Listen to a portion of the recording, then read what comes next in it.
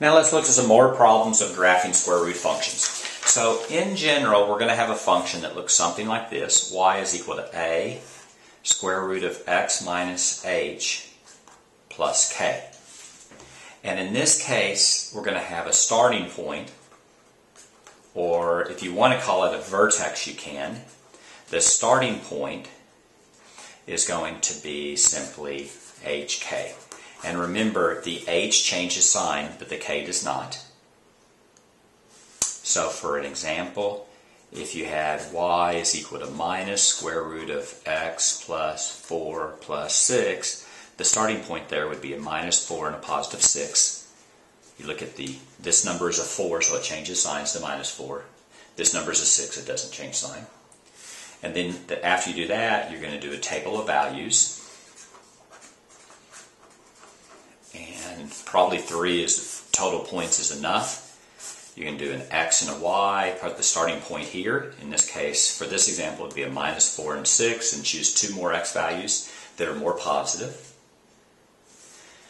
Then you're going to see if it flips, and then you're going to just plug in x's to solve for y.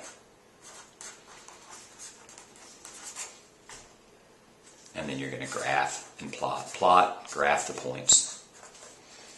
Those are your steps. Step 1, starting point. Step number 2, find the table of values, choose the x's to solve for the y, and graph the points. So let's do an example there. In fact, let's do this first example. Y is equal to minus square root of x plus 4 plus 6. The first thing I think about is I think about what my basic formula is. Y is equal to a square root of x minus h plus k. So the starting point here, so we can look at this and immediately know what we're looking at. The starting point here is going to be a minus 4 and a positive 6. The starting point is always hk, and the h always changes signs.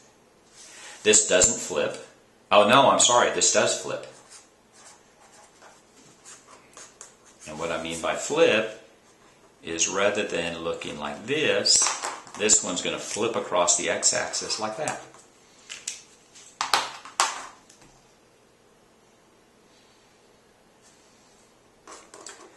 And we're going to see that when we plug in points. After we figure out the starting point, we're going to do a table of values. The table of values are going to be, let's put the starting point right there. That's minus 4, 6. Let this be x and this be y.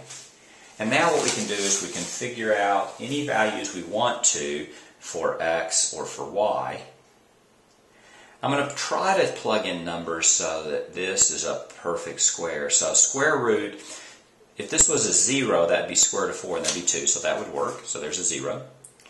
And then let's see what else I could add. I could add a 5, right? Because if I add a 5, 5 plus 4 is 9, and square root of 9 is 3, so I'm going to add a 5. So you don't have to do it that way, but that's an easy way of doing it. So now you plug in y equals 0. I'm sorry, x is equal to 0. So you get negative square root, 0 plus 4 plus 6. Use your PEMDAS rules. So square roots work like grouping symbols or parentheses. So that 0 plus 4 is 4. So that's a minus square root of 4 plus 6. Square root of 4 is 2. So that's a minus 2 plus 6. Now think about this. You first do the square root. Square root of 4. Square root of 4 is 2. And then it's minus 2. So it's minus 2 plus 6 is going to be 4. So that's 0, 4. Now let's plug in a 5. So you get y is equal to minus square root 5 plus 4 plus 6. 5 plus 4 is 9. So that's a negative square root of 9 plus 6. Square root of 9 is 3, so that's a minus 3 plus 6, which is a positive 3. So now we have our our starting point, and our table of values. So let's go ahead and do that. So again, let me just rewrite this real quick. That's y is equal to minus square root of x plus 4 plus 6. You have your table, your starting point, minus 4, 6. You have your x and y.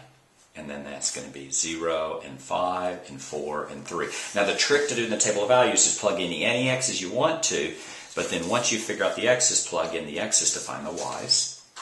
And now let's just graph this. So here we have our x-axis and our y-axis.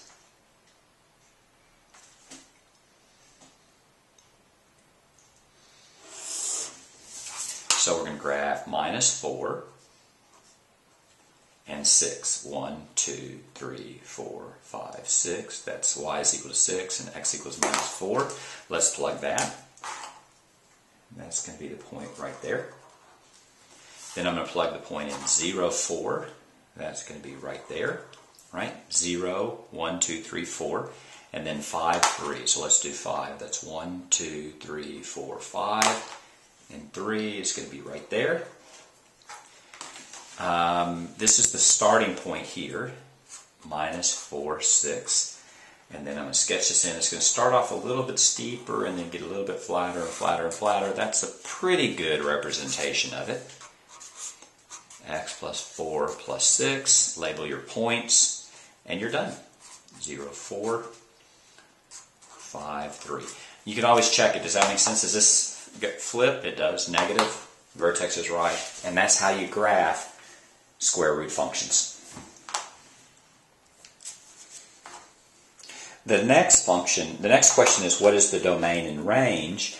The domain is the set of all x values, and the range is the set of all y values, and that's going to be the next video.